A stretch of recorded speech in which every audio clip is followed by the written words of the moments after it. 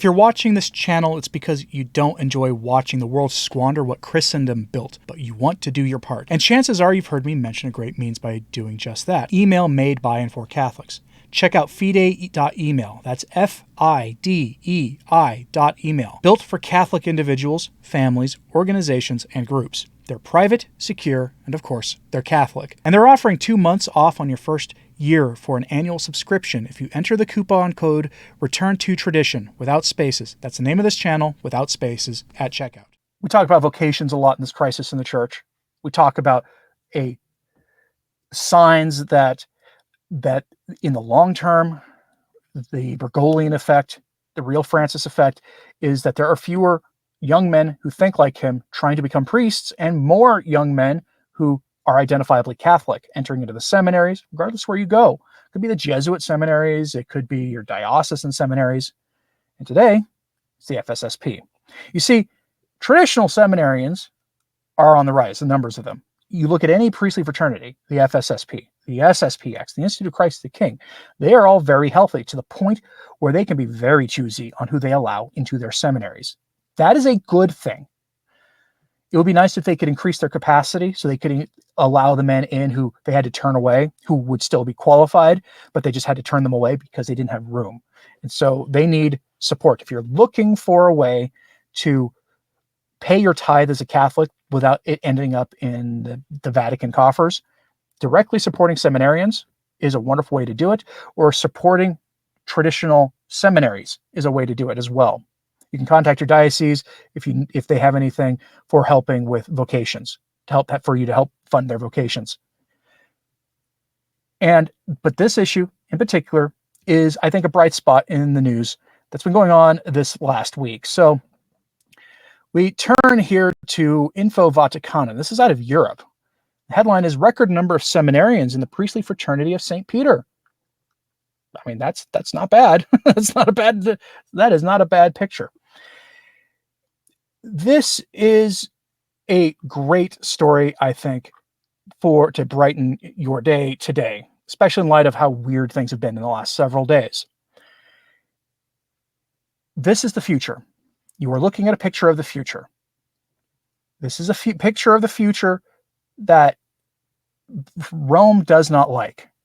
This is why they're getting an apostolic visitation, another one.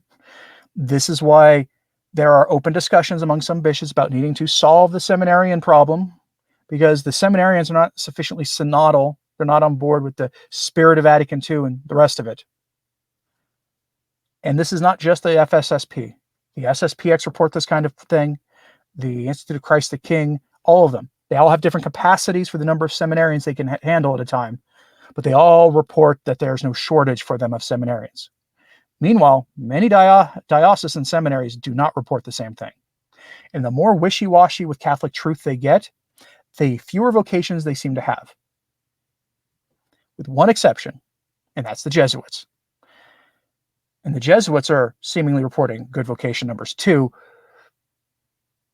but they tend to be very conservative young men entering their seminaries, much to the chagrin of their leadership. So say a prayer of thanksgiving to God for what looks like the coming return to being Jesuits of the Jesuit order. So let's go over this article in brief. Quote, "The Priestly Fraternity of St. Peter has updated its statistics as of November 1st, 2024, highlighting a growth in membership and expansion of its pastoral work globally. Currently, the FSSP has 583 members, of whom 386 are priests. The average number of ordinations has remained at an average of 14 priestly ordinations per year over the past decade, reflecting a stability in vocations. This year, 18 priests have been ordained, which is the second highest number in the past 12 years. The fraternity serves 151 dioceses and celebrates masses in 255 locations around the world, a significant increase that demonstrates its expansion into multiple countries. In terms of locations with masses, it stands out for its consolidated presence in 48 personal parishes, which allow the faithful to access the liturgy according to the extraordinary form of the Roman Rite, as well as receive the other sacraments in their preconciliar form. In addition, it has 140 houses, of which 99 have been canonically erected, thus reinforcing its commitment to a stable and long-term mission in each territory. The number of seminarians, including first-year postulants, is 182. This group is vital for the future of the fraternity, as it ensures generational continuity. The data also highlights an international distribution in the seminaries of Vitzgradsbad and Denton, which receive students of various nationalities, especially from Europe and North America. The Confraternity, a lay support organization for the FSSP, has 10,515 members. This figure shows a strong support from the faithful, mainly in the English-speaking area, but also with significant representation in the French and German-speaking areas. Despite this excellent data, the Vatican announced at the end of September that the Dicastery for Institutes of Consecrated Life and Societies of Apostolic Life was going to begin an apostolic visitation to the priestly fraternity of St. Peter. End quote. I think that's why they're doing their apostolic visitation at the most basic level, because if you've ever met a FSSP seminarian, most of them and their younger priests, in my experience, are indistinguishable from the younger SSPX priests I've met, or seminarians. They tend to be very orthodox. They might be a little quiet about things, given we'll call it the temperature in Rome these days, but they tend to be very orthodox. And that's probably why they're getting that apostolic visitation, to make sure they're sufficiently open-minded. To bring it back to something I reported before, that a lot of these new bishops' appointments happening in North America especially are to make sure that they're open-minded and conforming to the will of Francis. Now, second bit of good news, a little orthodoxy happened from Rome. And I know, I'm surprised too whenever this happens. You see, Cardinal Cupich recently told the faithful in his Diocese of Chicago that you, as Catholics in Chicago, do not need to attend Mass on the Feast of the Immaculate Conception, which had been transferred to Monday, December 9th. Cardinal Cupich dispensed Catholics from that holy day of obligation. And it looks like Rome sort of disagrees with what he and other bishops have done on this, because you're going to hear some tension here between various bishops, that some have said, no, you still need to go to Mass the next day, and others have dispensed from it. And it sounds like Rome is weighing in and saying, what you're supposed to do is go to Mass, yes, 2 days in a row. You're Catholics, you can go to Mass 2 days in a row. So we go here for this, I think is good news, from Catholic News Agency with the headline, Vatican, holy days of obligation not dispensed if transferred to a Monday. This should be common sense. This is what Catholics used to do. We used to go to Mass, and we didn't, look for ways out of it as a general rule. Yes, it can be an inconvenience, especially in the modern world. Your boss may not give you the day off. Your parish may have the holy day of obligation masses at times you can't do work in. Either you have now time ahead of time enough to try to get a day off, or you can talk to your priest for a personal dispensation. And in my experience, even traditional priests understand that sometimes you need a dispensation for such. But that is still submitting to the hierarchy of the church on this subject. Asking your priest for a dispensation because of your personal circumstance is submitting to his authority as the voice of the church in your life. So keep that in mind. But otherwise, in general, your plan should be to go to Mass that day. From the article, quote, the Vatican has clarified that Catholics in the United States must still attend Mass on holy days of obligation, even when they are transferred to Monday or Saturdays, correcting a long-standing practice in the U.S. Church. In its complementary norms, the U.S. Conference of Catholic Bishops stipulates that when certain feast days fall on a Saturday or Monday, the obligation to attend Mass on that day is abrogated. December 8th is typically a holy day of obligation, celebrating the solemnity of the Immaculate Conception.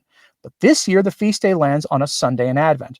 As a result, the USCCB transferred it to Monday, December 9th, according to the 2024 USCCB liturgical calendar. In its complementary norms, the USCCB does not list the Immaculate Conception as a solemnity, to which the abrogation normally applies.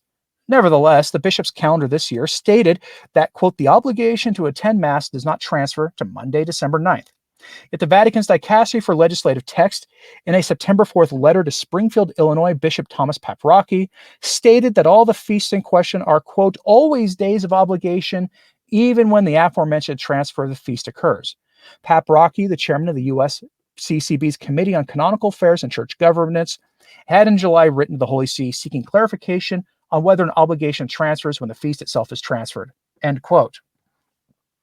In other words, go to Mass or get a dispensation from your priest if circumstances require you to miss Mass, but go to Mass. Now, it's a bit still fuzzy of whether your bishop can do what Cardinal Supich did, which is just dispense you from the whole thing. I would suggest going to Mass that day anyway if you can, because the Feast of the Immaculate Conception is one of the most beautiful and solemn feast days, Marian feast days on the calendar. Go. Go to Mass. There's virtually no downside to ever going to Mass, unless, of course, your personal circumstances require you to request a dispensation. Back to this article. Quote, some dioceses are reminding Catholics to go to Mass that day. Several U.S. dioceses are already stipulating that Mass attendance is obligatory on that day. The Archdiocese of Boston lists the day as obligatory on its website. The Archdiocese of Cincinnati website cited the Vatican's clarification in making the announcement. The Diocese of Youngstown, Ohio, also cited the Vatican's clarification that the obligation transfers to the feast day. Multiple other archdioceses confirmed to Catholic News Agency that the day would be treated as obligatory, including Portland, Oregon, Las Vegas, Miami, Atlanta, St. Louis, Denver, Oklahoma City, and Seattle. Cardinal Daniel DiNardo of the Archdiocese of Galveston, Houston, meanwhile, granted a dispensation of the feast day given the short notice of the change. DiNardo noted that, quote, many parishes and families already have in place the schedules for Advent and Christmas, and that this will cause confusion due to the short notice of this change. He urged the faithful, however, to, quote, make a special effort to attend Mass on December 9th, even though there's no obligation to do so this year. The Diocese of Tulsa in Oklahoma also granted a dispensation, a spokesman told CNA, end quote.